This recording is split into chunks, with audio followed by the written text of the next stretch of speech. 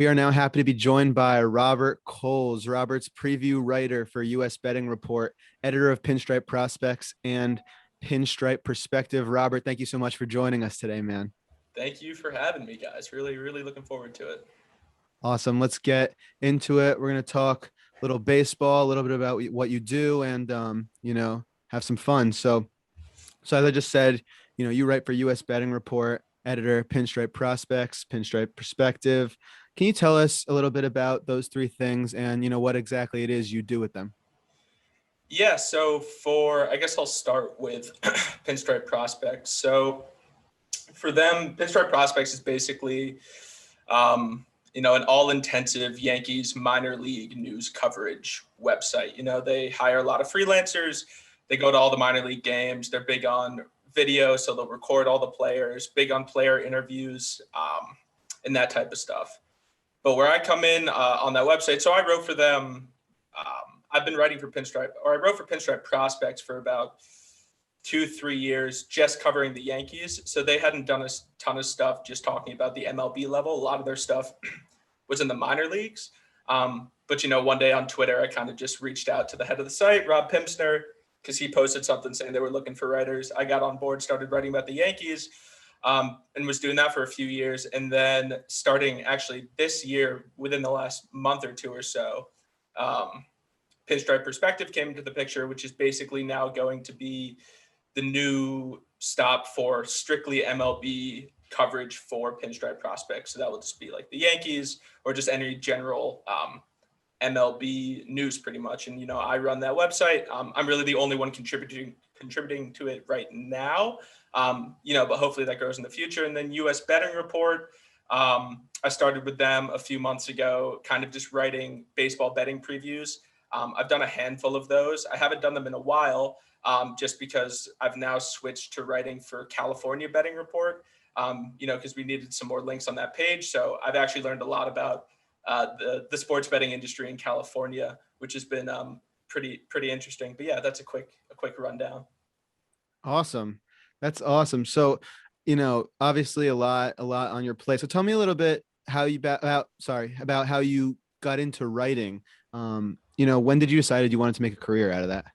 Yeah, so when I was a freshman at Colgate, I had, I was looking for summer opportunities, things to, fill my time, and a very small website called iSportsWeb.com. It was run by a Colgate grad, was just kind of, posting job openings for freelance writers. So I reached out and then started writing with them for about a year, but basically just writing about the Brooklyn Nets, the New York Jets, and the New York Yankees, all the teams that, I'm a big fan of. So that's where it really started. I wrote a little bit in high school, kind of more, amateurly, and just kind of putting my opinions in a Word doc. And, we had a small website there.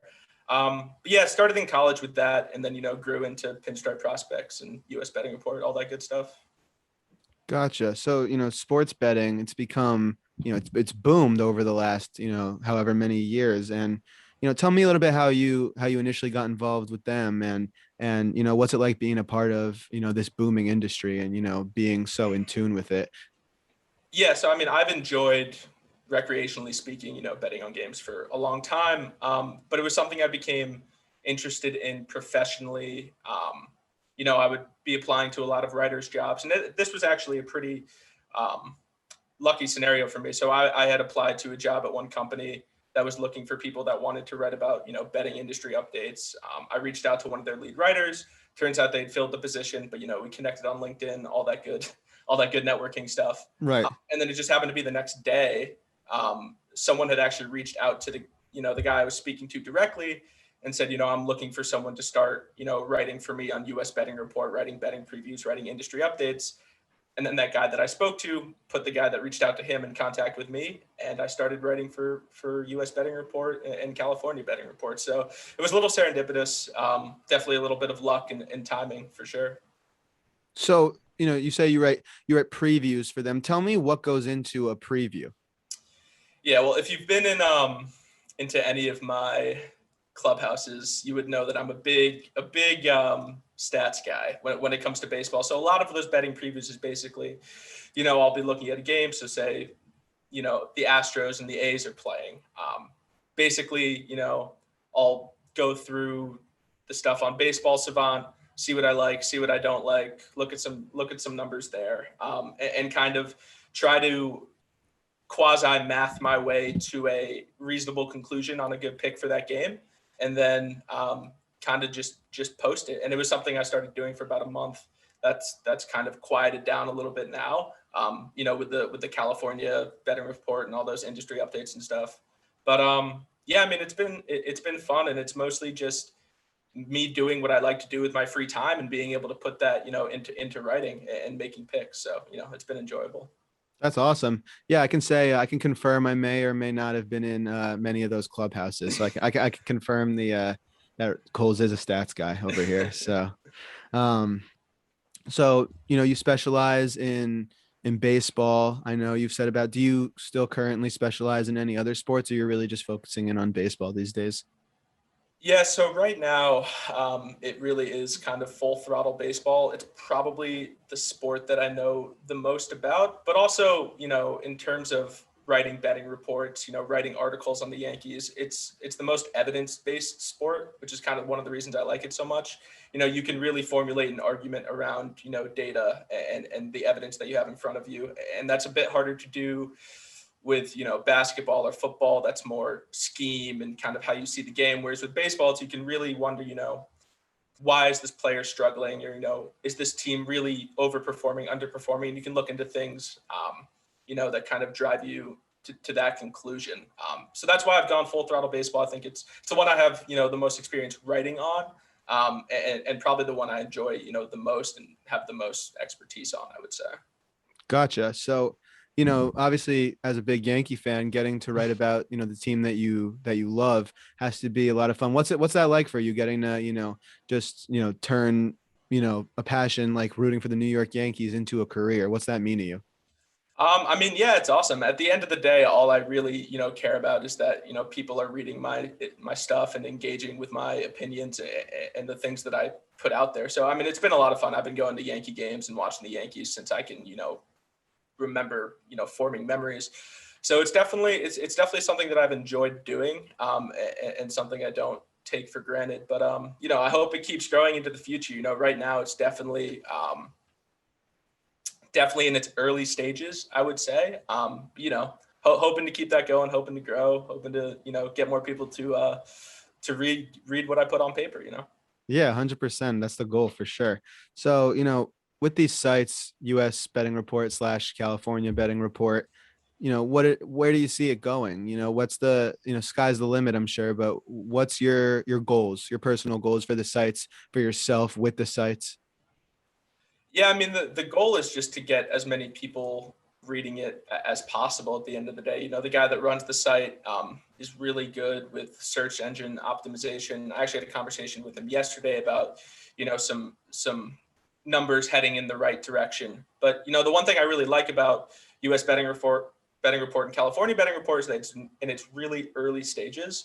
So it gives me the opportunity to kind of be, at the beginning of something, potentially big. And especially with the California betting report, I'm writing a ton of updates on that legalization process, which, in November they're voting, or in November 2022, they're voting on that. So, there's still a long way to go there, and there's a lot of progress to be made. And, it's really interesting. And the hope is that, it becomes one of the premier, betting news industry picks, websites. And, I have a lot of confidence that it can be. But I mean, that's the goal. But the biggest goal at the end of the day is that, I'm able to write stuff and people are able to read it and enjoy it. 100%. 100%. With California betting report, is that just picks on games that are happening in California? No, so that's actually just betting industry legalization updates for the state, really. So I write Okay. a lot about, new casinos that are opening up, new legislation. I wrote a lot in the beginning about, because California has been kind of scrambling to get this decision on the ballot as to whether or not to legalize sports betting in the next November election. So that's really where most of my experience has been on the California side. It hasn't necessarily been writing about teams directly in California, but yeah, it's been about news updates, things like that, which was not something I expected to write about, but I've learned a lot from it. So it's been a good experience. No doubt. I'm in New Jersey, so one of the states with looser laws around mobile sports betting and all Yeah, that stuff. So, and then I go to school in Buffalo, New York, where you can't yeah. sports bet with mobile. So it's pretty different. I've always I don't know if you have an opinion on it, but do you think New York's going to get there?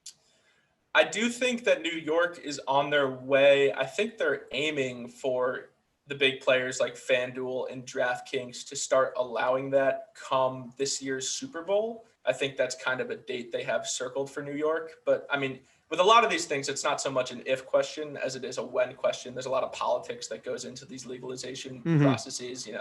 In California, you have all of these Native American tribes that, from the beginning of when this legalization process started, they got a big chunk because the way that gambling started in a lot of these states was people going to these Native American reservations, playing the games that they created, and that eventually they got granted the rights to build casinos and operate it that way. So there's a lot of red tape there, and these big players like FanDuel, DraftKings obviously get in the way of that and cause a whole delay. So yeah, I mean, it's really a matter of when and not so much if in a lot of these places. Gotcha. So we ask this to a lot of our guests. A younger person who wants to become a writer, write about sports. What piece of advice would you give to them? Something you wish someone told you when you were younger? It's a good question. I would say just apply to every single job that catches your eye in the writing space and reach out to as many possible people as you can to just talk with them. I mean, that's how I got this opportunity with US Betting Report was, I was talking to someone that worked at a company that I wanted to work for and I'd applied to the day before. And then the day later, he messages me saying, oh, this guy from a different site is looking for writers. Let me put you in touch. So a lot of it is just creating your own luck and just reaching out to as many people as possible and just continuing to network. And that's really it. No doubt. Yeah, no, that's I think that's a great piece of advice with the podcast.